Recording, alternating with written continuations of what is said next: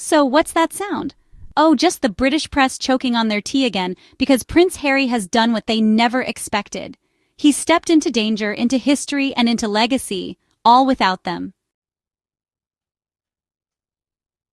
Yes. While royal sycophants are still busy counting how many times Kate blinked at Wimbledon and replaying William's 15-year-old speech about mental health like it's a new track on Spotify, Prince Harry just touched down in Angola.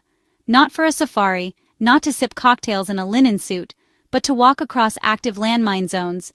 You heard that right. He's back on the ground with the Halo Trust, the anti-landmine charity his late mother Diana literally risked her life for nearly 30 years ago.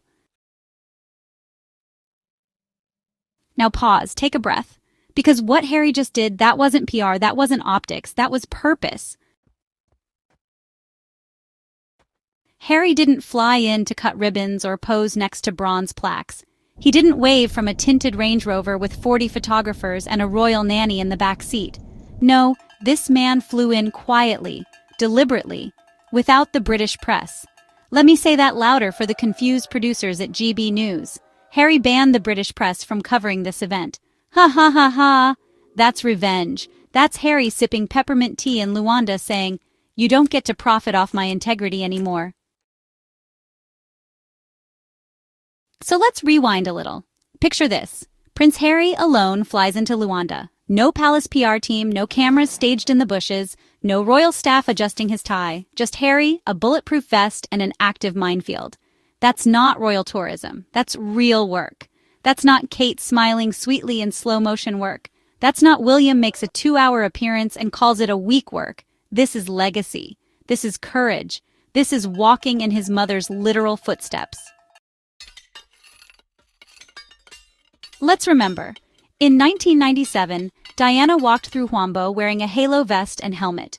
The British establishment lost their minds. They said it was political, risky, unbecoming of royalty. Sound familiar? That's exactly the language they use on Harry and Meghan now, when they do anything meaningful. But here's the irony. That landmine walk, it became the most iconic image of Diana's humanitarian legacy. And Harry, decades later, isn't just recreating that image. He's resurrecting the mission, quietly, fearlessly, and without asking for applause. And you know what really shut the haters up? Meghan didn't come. Not because she didn't want to, but because Harry decided it was too dangerous, too risky for the mother of his children.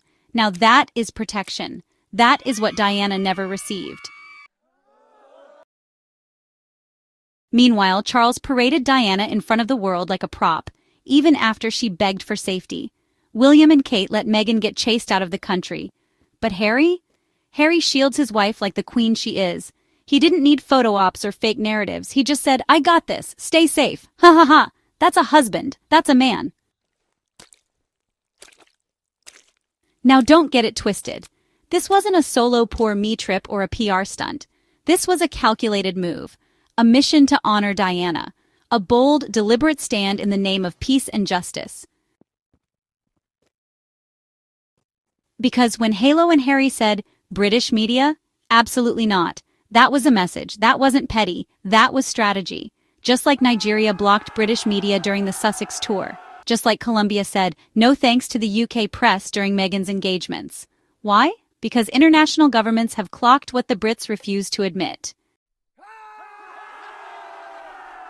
Your media ethics are garbage. Your racism is obvious. Your monarchy worship is embarrassing.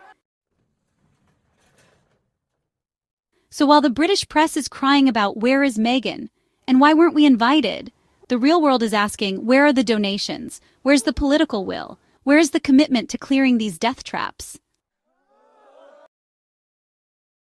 And let's get into the contrast, shall we? Imagine if William had done this. First of all, he wouldn't. But if he ever got near Angola, the palace would have released a 12-slide Instagram story, a documentary, a coffee table book, and a branded Walk with Will's vest for purchase at the gift shop.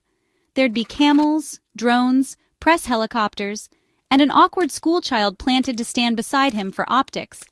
Kate would show up in a perfectly coordinated beige safari dress, clapping 46 times, and the Daily Mail would write, "Kate's courageous cuteness lights up the landmines." Camilla, please, The only jungle she's walking through is in a botanical garden with a flute of gin, and somehow they'd still call it service. But Harry? He went in with a backpack, a vest, and dignity. Twitter, X, whatever Elon's calling it this week, lit up. Not with jokes, not with drama, with respect. Here are just a few real reactions. Princess Diana would be proud. Harry's keeping her legacy alive in the most genuine way. No press, no circus, just the work. That's leadership. Meanwhile, other royals are ironing their socks. This is what being royal should look like. Ha ha ha ha.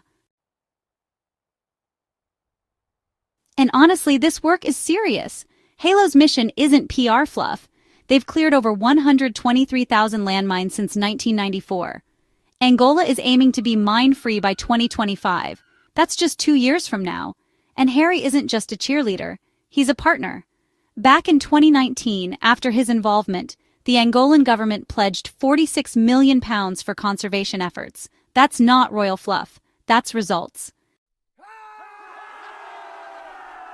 So while Camilla's trying on hats and William's posting about mental fitness from a luxury spa, Harry is creating safe ground. Land that will become homes, farms, schools, parks, places where kids like Archie and Lilibet could play one day, safely.